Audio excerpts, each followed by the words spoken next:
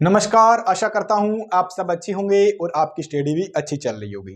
तो जैसे कि आपको पता है जूनियर अकाउंटेंट का रिजल्ट का आप सब लोग इंतजार कर रहे हो। पेपर हो गया है, आंसर की भी आ गई है। अब बस इंतजार इस बात का है कि रिजल्ट कब आए। उससे पहले मैं आपके साथ एक छोटी सी न्यूज लेके आया हूँ। बहुत सारे कैंडिडेट कंफ्यूज है, क्या सर पोस्टें बढ़ेगी और क्या ओबीसी की कट ऑफ जर्नल से ज्यादा जाएगी क्या, इसी के बारे में बात करेंगे। अगर आप इस चैनल पे नए हो तो चैनल को जरूर सब्सक्राइब करो और हर एक चीज मैं आपके साथ डिस्कस करूंगा कि कितनी पोस्टें किस कैटेगरी में है, क्या पोस्टें बढ़ सकती है और किस कैटेगरी को फायदा होगा पोस्टें बढ़ेगी और क्या जर्नल से ज्यादा जाएगी ओबीसी कट ऑफ। इन सब के बारे में बात करने वाले हैं। तो आपको पता है कितनी पोस्टें थी, लगभग 5300 प्लस पोस्टें थी जूनियर अकाउंटेंट में, जिसमें जूनियर अकाउंटेंट और तहसील रासव लेखाकार की अलग अलग पोस्टें थी। तो इन सब के बारे में बात करते हैं कि सबसे पहले क्या हो सकता है। मैं आपको पोस्टों का बता दूं किस कैटेगरी में कितनी पोस्टें थी। तो जर्नल के अंदर करीब करीब अपन बात करें तो 1600 प्लस पोस्टें थी। ठीक है, 1600 प्लस पोस्टें थी जर्नल के अंदर। इसी तरह ओबीसी के अंदर करीब करीब थी 900 प्लस पोस्टें थी। ठीक है, एक रफली आइडिया, मोटा मोटी, ऐसे मत सोचना कि आप कैलकुलेशन गलत कर रहे हो, नहीं। एसटी के अंदर देखें तो 517 मतलब 500 प्लस पोस्टें बोल सकते हैं। इसी तरह एससी के अंदर बात करें 600 और 700 प्लस पोस्टें हैं। ठीक है, और एमबीसी के अंदर कितनी हो गई, 200 सवा 200 मान लो, 200 प्लस पोस्टें हो गई। और ईडब्ल्यूएस के अंदर हो गई ये 450 के आसपास पोस्टें हो गई। अभी अपन बात कर रहे हैं जूनियर अकाउंटेंट की, इसी तरह बात करेंगे तहसील रासव लेखाकार की। अब सबसे ज्यादा पोस्टें किसके, जर्नल की है। उसके बाद किसकी पोस्टें हैं, ओबीसी की, और उसके बाद है एससी की पोस्टें। तो क्या होता है कि आप लोगों ने क्या सोच रखा है कि हर बार यही होगा कि हमेशा कट ऑफ किसकी ज्यादा जानी चाहिए, जर्नल की, ओबीसी की और बाकी कैटेगरी की जर्नल से कम हो। बट ऐसा नहीं है, ये अपनी सोच है। और अपन रिजल्ट देखते हैं तो अपना माइंडसेट बन गया एक ऐसा कि जर्नल की ज्यादा रहेगी, बाकी सबकी कम रहेगी। ऐसा कुछ भी नहीं है, ज्यादा जा सकती है। एक दो बार एग्जाम हुए हैं अपने राजस्थान में भी हुए हैं, जिस हाईकोर्ट का एग्जाम हुआ था जिसमें जर्नल की कट ऑफ कम गई थी, ओबीसी कट ऑफ ज्यादा गई थी। तो ज्यादा जाना कोई बड़ी बात नहीं है। बट यहां मुझे जहां तक लग रहा है बहुत कम चांसेस है क्या ये कट ऑफ जाएगी ज्यादा या नहीं जाएगी। तो क्योंकि हम जर्नल की देखें वैकेंसी तो बहुत ज्यादा है, तो जर्नल की कट ऑफ ज्यादा नहीं जा सकती। ओबीसी की ज्यादा, जर्नल की ज्यादा रहेगी, सॉरी, ओबीसी की ज्यादा नहीं जा सकती। क्योंकि जो कैंडिडेट ओबीसी वाले हैं वो ज्यादा नंबर लाएंगे, क्वालिफाई करेंगे तो वो जर्नल में चले जाएंगे। और ओबीसी के अगर कम नंबर रहेंगे तो ओबीसी में रहेंगे, क्योंकि ओबीसी वाला एससी एसटी में नहीं जा सकता। बाकी एससी एसटी वाला सब जर्नल या ओबीसी में तो आ सकते हैं। ये मतलब हिरार्की होता है, एक सिस्टम होता है, नीचे वाला ऊपर वाले में आ सकता है पर ऊपर वाला नीचे वाले में नहीं आ सकता। तो ये तो बात ये होगी।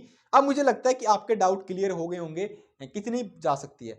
अब इसमें एक 35% और 40% का भी सिस्टम है। तो फीमेल कैंडिडेट को सबसे ज्यादा डाउट है क्या हमारा कितने परसेंट पे सिलेक्शन होगा। अगर फीमेल कैंडिडेट है कोई भी किसी कैटेगरी का, अगर उसका 40% प्लस मार्क्स बन रहे हैं तो उसका मोस्ट प्रोबेबिलिटी चांस है कि उनका सिलेक्शन हो जाएगा। क्योंकि फीमेल क्राइटेरिया क्वालिफाई कर देगी कट ऑफ का तो उनका सिलेक्शन हो जाएगा। अगर 40% से ऊपर वाली हो आप कोई सी भी कैटेगरी तो आपके सिलेक्शन होने के पूरे पूरे चांसेस है। अब कैंडिडेट बोल रहे हैं क्या सर इसमें पोस्टें बढ़ेगी, पोस्टें बढ़ने के कितने चांसेस है। तो पोस्टें कितनी बढ़नी चाहिए, करीब करीब 350 पोस्टों की बात हो रही है। वो पोस्टें कौन सी है, ट्रेजरी डिपार्टमेंट वाली है। अब आपके सोच रहे होंगे सर ये ट्रेजरी डिपार्टमेंट क्या होता है। 361 पोस्टों की बात हो रही है। तो ये वो डिपार्टमेंट होता है, आप कोई सी सरकारी डिपार्टमेंट हो जहां हमेशा आपका सैलरी का काम हो, सैलरी से का लेना देना हो, सैलरी बनती हो, सैलरी आपके अकाउंट में आती है, जहां मतलब पैसों का लेन देन होता है, जहां पैसों वाला काम होता है, सैलरी वाला काम होता है। जैसे किसी का बेरोजगारी भत्ता आता है, किसी की सैलरी आती है, किसी के अलाउंसेज आते हैं, तो वो ट्रेजरी डिपार्टमेंट ही करता है।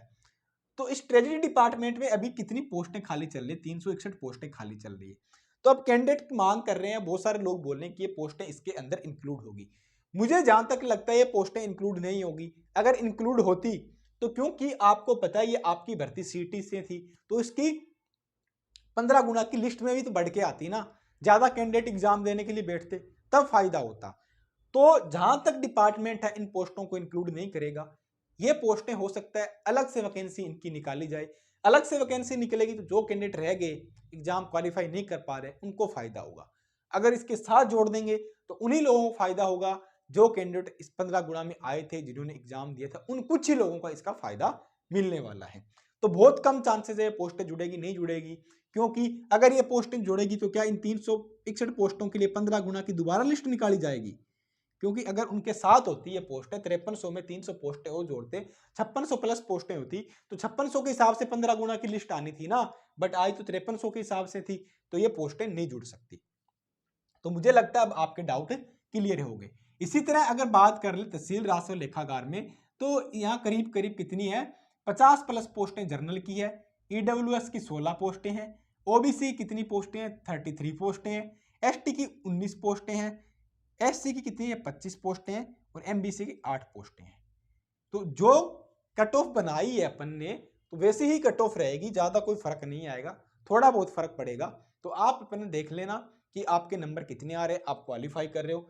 तो मुझे जहां तक लगता है आपके डाउट क्लियर होंगे। अगर फिर भी कोई डाउट है तो आप कमेंट कर सकते हो, क्वेश्चन कर सकते हो, टेलीग्राम के थ्रू, व्हाट्सएप के थ्रू और कमेंट के थ्रू। अगर नए हो तो चैनल को जरूर सब्सक्राइब कर लो, कोई भी अपडेट आएगी तो मैं आपको जरूर इन्फॉर्म करूंगा एग्जाम से लेके। क्योंकि अभी एग्जाम के परमिशन का क्या है कि अभी कर्मचारी चयन बोर्ड ने जो फाइल है वो राज्य सरकार को दी हुई है, राज्य सरकार ही इलेक्शन कमीशन के पास भेजेगी, वहां से फिर रिवर्स होगा, पूरा प्रोसेस चलेगा।